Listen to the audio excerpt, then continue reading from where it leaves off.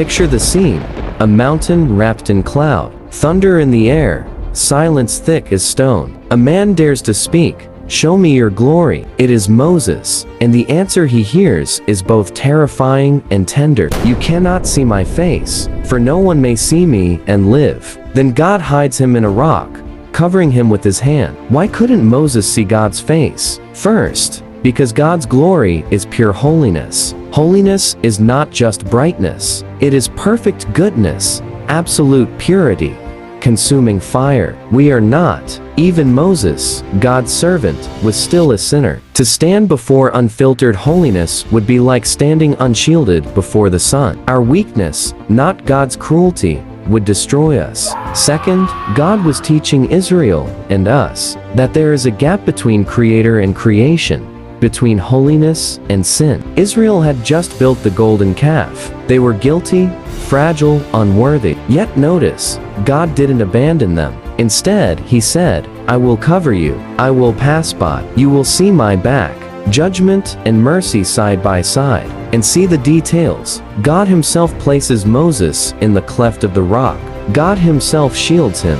God himself proclaims his name, the Lord, merciful and gracious. Moses survives, not because he is righteous, but because grace protects him. That rock is a picture of Christ. Later, Scripture says, the rock was Christ, 1 Corinthians 10:4. We survive the presence of a holy God only by hiding in him. But doesn't Exodus also say Moses spoke to God face to face? Yes, but that phrase means intimacy, friendship, clear, fellowship, not a literal view of God's unveiled essence. Verse 20 makes it plain.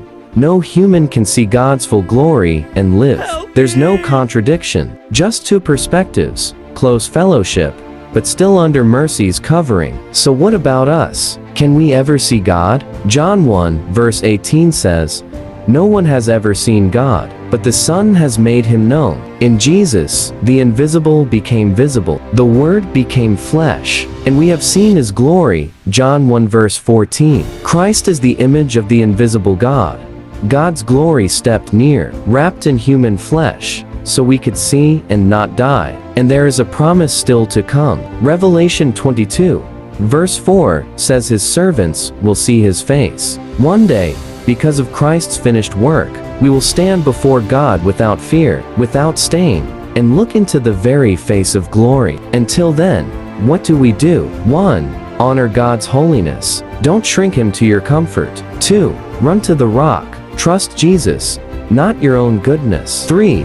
Seek his presence. Like Moses, pitch your tent of meeting in prayer and scripture. 4. His grace change you. Moses' face shone after God's presence. Our lives should shine too. Moses could not see God's face and live, but he saw enough to live differently. And through Christ, you too can glimpse glory out, and one day, see his face forever. If you love this video and want more like it, subscribe, comment, like, and share.